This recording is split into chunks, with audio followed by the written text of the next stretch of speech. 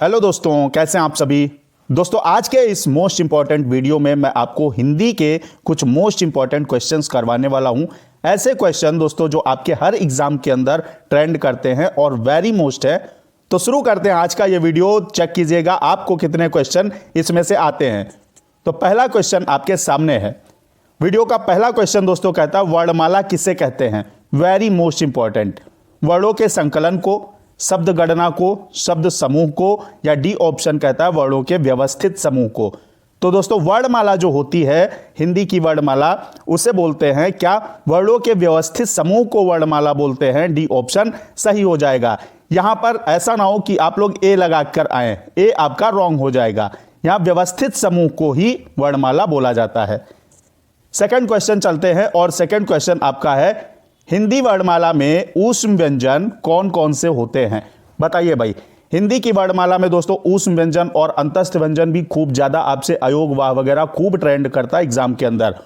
ऊष्म व्यंजन वो होते हैं जिन्हें उच्चारण करने में गर्म हवा मुंह से निकलती है। अब बताइए इसमें क्या ताथा दाधा है आपके, या चा छा जा झा है, या शाखा शाहा है, या आपका डी ऑप्शन।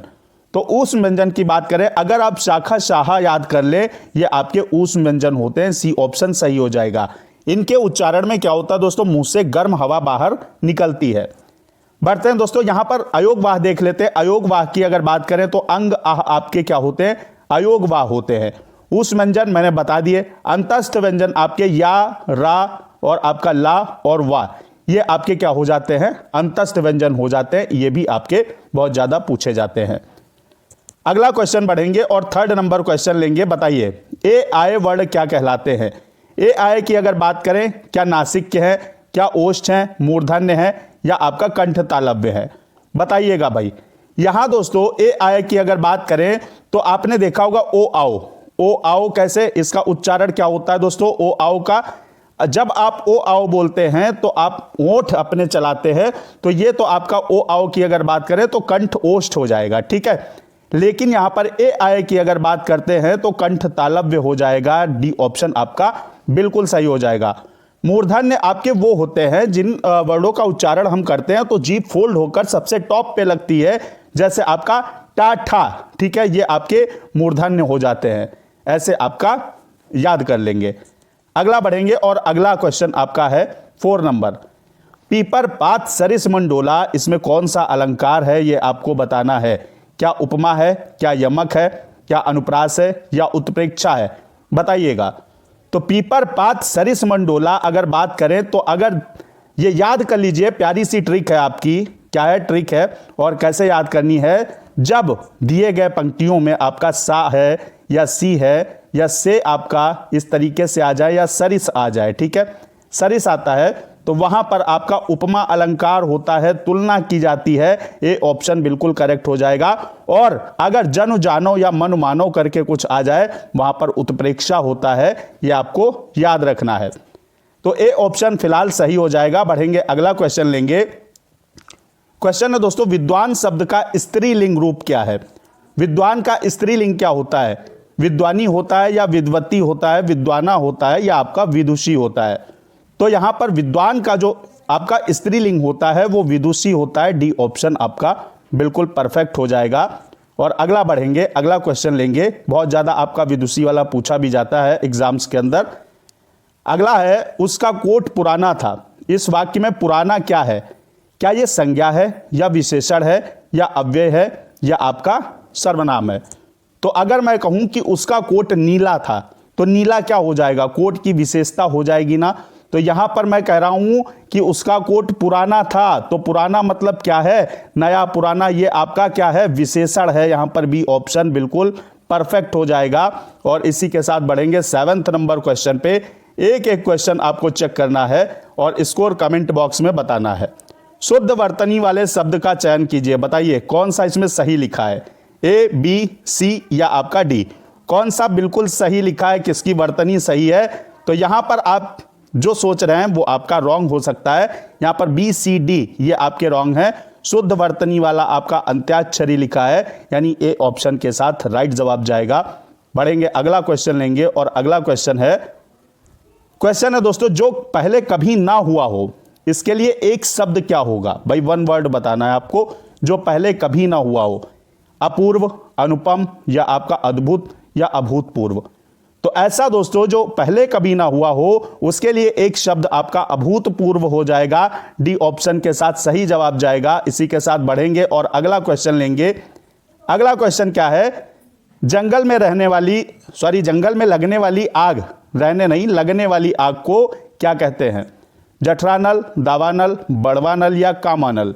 तो जंगल में जो आग लगती है उसके लिए सही शब्द क्या हो जाएगा दोस्तों? उसके लिए आपका दावानल सही हो जाएगा। बी ऑप्शन बिल्कुल परफेक्ट हो जाएगा। लेकिन यहां पर थोड़ी और चीज देख लेंगे। जठरानल की अगर बात करें तो ये पेट की आग होती है, पेट में लगने वाली आग को जठरानल कहते हैं। और अगर बात करें बड़वानल की तो ये समुद्र में लगने वाली आग होती है जिसे हम बड़वानल कहते हैं। ठीक है, तो यहां बी ऑप्शन आपका परफेक्ट हो जाएगा।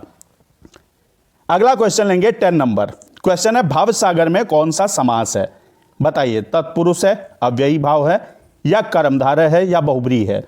तो यहां पर दोस्तों अगर बात करें भवसागर, ये सागर की विशेषता है कि वो भव है यानी तारने वाला, मोक्ष प्रदान करने वाला सागर है। तो ये सागर की विशेषता है और जहां पर विशेषता बताई जाए वहां पर आपका कर्मधारय समास होता है। सी ऑप्शन बिल्कुल परफेक्ट हो जाएगा। तत्पुरुष आपका कारकों पर चलता है, जैसे राजा का पुत्र, इस तरीके से आप अगर आएगा राजपुत्र वगैरह तो यहां पर तत्पुरुष होगा। अव्ययी भाव की अगर बात करें तो इसमें आगे उपसर्ग लगा होता है, जैसे आपका यथाशक्ति की बात करें तो यहां अव्ययी भाव समास हो जाएगा। तो यहां सी ऑप्शन फिलहाल करेक्ट है, कर्मधारय समास। दोस्तों अगर आप चैनल पर नए विजिट किए हैं तो चैनल को सब्सक्राइब करके बेल आइकन प्रेस कर दीजिएगा और A1 परिवार के साथ जुड़िएगा। वीडियो को लाइक शेयर करना मत भूलिएगा। अगला है आपका निम्नलिखित में से घोड़ा का पर्यायवाची शब्द नहीं है। कौन सा नहीं है भाई? घोड़ा का पर्यायवाची नहीं है। अश्व बिल्कुल पर्यायवाची है, अश्व कहें या घोड़ा कहें। घोटक भी है, सैंधव भी है, और इसके साथ साथ मैं बता दूं आपका जो होता है ये भी घोड़ा का पर्यायवाची है। तुरंग की बात करें ये भी घोड़ा का पर्यायवाची है, और आपका वाज की बात करें, वाज ये भी आपका घोड़ा का पर्यायवाची होता है। लेकिन यहाँ केसरी जो है ये आपका शेर या सिंह का पर्यायवाची है। यहां पर आपका नहीं पूछ रहा है तो आपका डी ऑप्शन ही सही हो जाएगा। बाकी के सारे घोड़ा का पर्यायवाची हैं। अगला बढ़ते हैं और अगला क्वेश्चन है रौद्र रस का स्थायी भाव कौन सा होता है भाई? रौद्र रस, उत्साह, क्रोध, भय, या घृणा? तो बताइएगा कौन सा होता है? रौद्र का स्थायी भाव आपका क्या है? क्रोध हो जाएगा, यानी आपका बी ऑप्शन करेक्ट हो जाएगा। भय आपका भयानक रस का होता है, और यहां पर जुगुप्सा या घृणा की बात करें तो विभत्स रस का आपका स्थायी भाव है। और उत्साह आपका वीर रस का स्थायी भाव होता है। यह भी आपको याद रखना है। अगला बढ़े मेरे दोस्तों, तो अगला आपका 30 नंबर क्वेश्चन है। क्वेश्चन कह रहा है आवश्यकता से अधिक वर्षा को क्या कहते हैं? जब बारिश आवश्यकता से अधिक हो जाए तो उसे क्या कहते हैं? अतिवृष्टि, अतिवृष्टि, या अल्पवृष्टि, या ओलावृष्टि? तो आवश्यकता से अधिक अगर बारिश होती है तो दोस्तों उसे हम बोलते हैं अतिवृष्टि बोलते हैं। बी ऑप्शन के साथ सही जवाब जाएगा। और बढ़ेंगे 40 नंबर क्वेश्चन के साथ। एक क्वेश्चन वीडियो का बेस्ट क्वेश्चन है और आपके एग्जाम में आने वाला क्वेश्चन है। निम्नलिखित में से कौमुदी का पर्यायवाची शब्द क्या है? बताइए, फटाफट बताइए। कौमुदी का पर्यायवाची शब्द रोशनी, ज्योति, या आपका चांदनी, या चंद्रहास? तो कौमुदी की अगर बात करें दोस्तों तो कौमुदी का पर्यायवाची शब्द होता है चांदनी। सी ऑप्शन के साथ बिल्कुल सही जवाब जाएगा। और फटाफट बढ़ेंगे नेक्स्ट क्वेश्चन की तरफ। और नेक्स्ट क्वेश्चन आपका है, बहुत पूछा जाता है, बहुत बार पूछा गया, डिबिया शब्द में प्रत्यय क्या है? देखिए भाई, प्रत्यय कंफ्यूज नहीं होना है। प्रत्यय यहां पर अगर उपसर्ग की हम बात करते तो उपसर्ग को बोलते प्रीफिक्स। प्री माने आपका पहले, यानी जो आपका शब्द से पहले लगता है वो आपका उपसर्ग यानी प्रीफिक्स होता है। और प्रत्यय आपका सफिक्स होता है, यानी जो आपका बाद में लगता है। तो डिबिया में आपको प्रत्यय ढूंढना है। इया है, बिया है, या आपका ईया है, या आपका डी ऑप्शन या है। तो डिबिया की अगर बात करें तो इसमें आपका प्रत्यय दोस्तों हो जाएगा इया। ए ऑप्शन के साथ बिल्कुल सही जवाब जाएगा। और बढ़ते हैं नेक्स्ट क्वेश्चन 16 नंबर। क्वेश्चन कह रहा काली मिर्च में कौन सा समास है? बहुत आपका बेस्ट क्वेश्चन। भाई मिर्च की ये विशेषता है कि वो काली है, और मिर्च की विशेषता है तो यहां पर विशेषता बताई जा रही।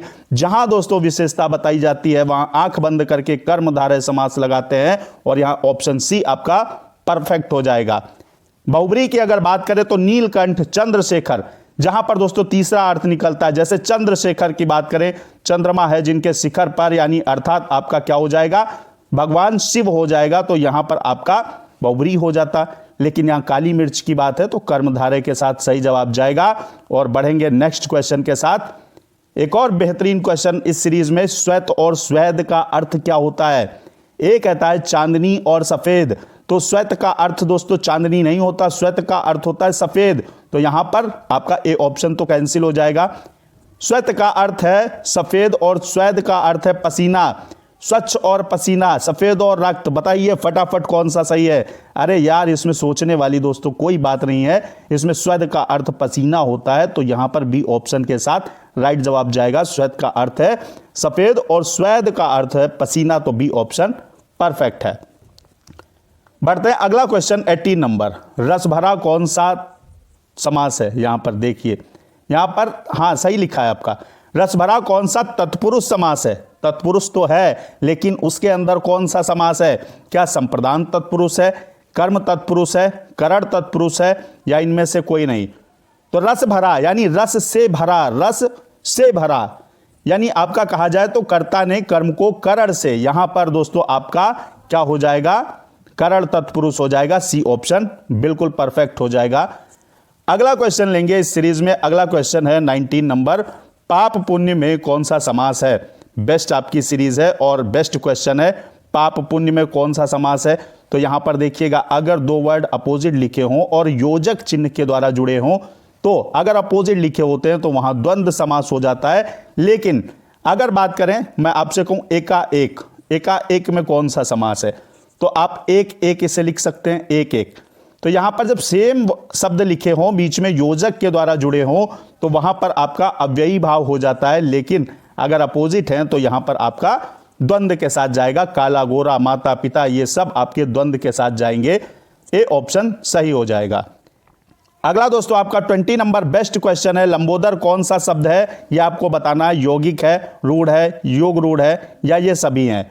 तो लंबोदर, यहां पर आप इसके दो टुकड़े कर सकते हो और दोनों के अर्थ निकलेंगे, तो ये आपका कौन सा हो जाएगा, ये योग रूढ़ हो जाएगा। सी ऑप्शन के साथ सही आंसर जाएगा। और बढ़ेंगे फटाफट, अगला क्वेश्चन लेंगे। क्वेश्चन है दोस्तों, ईमानदारी कौन सी संज्ञा है। भाई ईमानदारी कहें या आपका जाड़ा कहें, ठंड कहें, बरसात कहें, या आपका गर्मी कहें, यहां पर कौन सी हो जाएगी। ईमानदारी समूहवाचक तो है नहीं, जातिवाचक नहीं है, व्यक्तिवाचक नहीं। ईमानदारी क्या है, वह बहुत ईमानदार है। ये क्या है, एक भाव है, एक इमोशन है, और इमोशन जहां होता है वहां दोस्तों आपका भाववाचक संज्ञा होती है। सी ऑप्शन सही हो जाएगा। और बढ़ेंगे अगला क्वेश्चन लेंगे। क्वेश्चन है छत्रज्ञ, और यहां पर अगर श्रा भी जोड़ लें, कौन से व्यंजन हो जाएंगे, संयुक्त, अंतस्थ, ऊष्म, या आपका इनमें से कोई नहीं। तो अंतस्थ की मैंने बात की, या रा ला वा, ऊष्म की शा खा शा हा, यहां पर आपका बचता इनमें से कोई नहीं, आपका कैंसिल हो जाएगा। ये आपके संयुक्त व्यंजन होते हैं, का और शा, का धन शा, ये मिलके आपके क्या बनते हैं, ये मिलके आपका छा बनता है। ठीक है, आपका जा और या बात करें तो ये मिलके आपका ज्ञा बनता है। तो यहां पर ये क्या है, ये संयुक्त व्यंजन है। यहां पर आपका ए ऑप्शन बिल्कुल सही हो जाएगा। और बढ़ेंगे अगला क्वेश्चन लेंगे। बेस्ट क्वेश्चन है आपका 23। नाहर के लिए उचित पर्यायवाची शब्द बताइए। नाहर किसको कहते हैं, बाघ, कुत्ता, व्याघ्र या शेर। तो यहां पर नाहर की अगर बात करते हैं तो नाहर के लिए दोस्तों, नाहर का पर्यायवाची आपका शेर होता है। डी ऑप्शन सही हो जाएगा। बढ़ेंगे अगला क्वेश्चन 24 नंबर आपका कह रहा है कि वह घर से बाहर गया, इस वाक्य में कौन सा कारक हो जाएगा। भाई वह घर से बाहर गया, देखिए घर से बाहर गया यानी घर से उसका संपर्क टूट गया, घर से बाहर चला गया वो, तो घर और वो अलग हो गया। अलग हो गया, जहां पर अलगाव होता है वहां पर आपका अपादान कारक होता है। सी ऑप्शन बिल्कुल सही हो जाएगा। और फटाफट बढ़ेंगे 25 नंबर क्वेश्चन की तरफ। क्वेश्चन है आपका, अतीत के चलचित्र किसकी रचना है। जयशंकर प्रसाद, महादेवी वर्मा, सूर्यकांत त्रिपाठी, या आपका सुमित्रानंदन पंत। तो यहां अतीत के चलचित्र की अगर बात करें, ये आपका आधुनिक युग की मीरा भी इन्हें कहा जाता है। ये आपकी महादेवी वर्मा है इसकी रचयिता। और यहां पर इन्हें दोस्तों आपका 27 अप्रैल यहां पर 19 अगर बात करें 1982 में यामा के लिए इन्हें ज्ञानपीठ पुरस्कार से सम्मानित किया गया था। यह भी याद रखिएगा। तो बी ऑप्शन परफेक्ट हो जाएगा। यहां बढ़ेंगे, अगला आपका क्वेश्चन है, प्रेमचंद्र के अधूरे उपन्यास का नाम क्या है? कौन सा इनका उपन्यास अधूरा है? क्या रंगभूमि, गबन, मंगलसूत्र या सेवा सदन? तो प्रेमचंद्र का अधूरा उपन्यास जो है वो आपका मंगलसूत्र है। सी ऑप्शन के साथ सही जवाब जाएगा। 27 नंबर, नेक्स्ट क्वेश्चन। इतनी फटाफट मैंने आपका सुपर फास्ट वीडियो चलाया है। सुपर फास्ट तरीके से लगभग 30 क्वेश्चन इस वीडियो के अंदर कवर करने वाले हम लोग। क्वेश्चन है, निम्नलिखित में से कौन किस शब्द में गुण संधि है? दोस्तों इत्यादि, हिमालय, तल्लीन, देवेंद्र। तो अगर आपसे गुण संधि पूछता है तो इसकी ट्रिक है, अगर आप नहीं जानते तो देख लीजिए। अगर दोस्तों एक चोटी लगी हो तो यहां पर गुण संधि हो जाती है, यानी एक मात्रा गुण संधि, और दो मात्रा लगी हो तो वृद्धि संधि हो जाती है। दो चोटी वृद्धि संधि, एक चोटी गुण संधि। यहां पर देखिए एक चोटी लगी है, अब इस पर और इस पर मत काउंट करिएगा, एक साथ मैंने बात की है। तो यहां पर देवेंद्र आपका क्या हो जाएगा? इसमें गुण संधि हो जाएगी। मेरे नाम में क्या है? गुण संधि है। डी ऑप्शन सही हो जाएगा। अगला दोस्तों आपका है क्वेश्चन, तुलसीदास किसकी कविता है? बाणभट्ट, अज्ञेय, मुक्तिबोध, सूर्यकांत त्रिपाठी, निराला। तो तुलसीदास किसकी कविता है दोस्तों? डी ऑप्शन के साथ आपका फटाफट राइट जवाब जाएगा। तुलसीदास को कविता को सूर्यकांत त्रिपाठी निराला जी ने लिखा है। अगला है आपका क्वेश्चन 29 नंबर, निम्न में से स्त्रीलिंग शब्द कौन सा है? धागा, रस्सी, डोर या सूत? तो भैया धागा क्या है? धागा काटा जाता है, धागा काटी नहीं जाती है। ऐसे आप लॉजिक लगाकर भी समझ सकते हो। धागा काटा जाता है, पुल्लिंग शब्द है। रस्सा टूट गया, कोई नहीं कहता कि रस्सा टूट गई, रस्सी टूट गई होता है।